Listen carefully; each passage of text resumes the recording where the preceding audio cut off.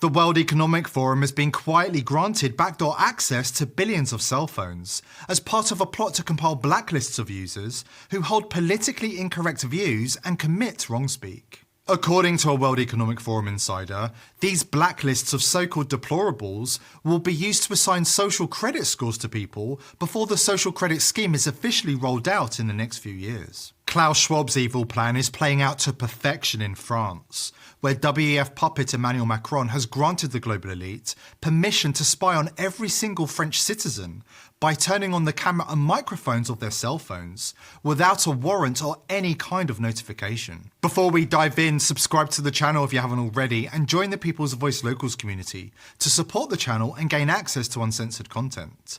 The link is in the description box below this video. Riots have rocked France for weeks now, with thousands of buildings destroyed, libraries and museums torched, and Christians publicly raped and murdered across the entire country. French police and the mainstream media can't even keep track of which towns have been totally burned to the ground. The chaos in France is coming to America. If anybody thinks it's not, they're delusional. How do we know the chaos is coming to America? Because it's orchestrated by the elite. Klaus Schwab warned us to get ready for an angrier world, and it has now become clear exactly why he wants to rule over a divided society. We will see definitively a lot of anger already now, but probably increased by the end of the year, because this crisis will be with us until we really have found a remedy. So we have to prepare for a more angry world.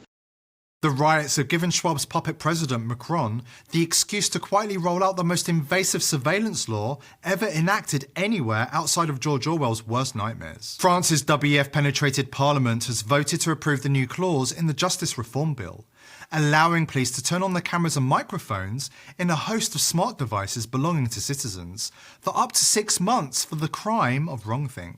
This is the exact replica of the surveillance apparatus deployed in China to ensure social obedience and deference to the communist central government. This should come as no surprise, as Schwab has been praising the Chinese social credit score system for years and declaring that it's a model for the West. A good score brings you benefits, while a low score gets you blacklisted. You can't get a decent job, book tickets or a hotel room, and your children can't even attend a good school. Your life can be switched off at any time.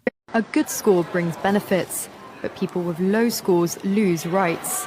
The cinema names and shames people considered untrustworthy, plastering their details, even their addresses, across big screens.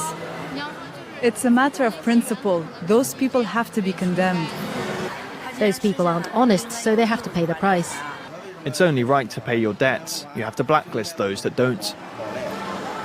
The Supreme Court has created a blacklist for so-called bad citizens, those whose ratings have dropped to 0. On it are companies, but also 23 million people to date. Among them is this journalist Liu Hu. He got a little too close to uncovering corruption among high-profile party members. After being sued for defamation by the subject of a story he'd written, he was blacklisted.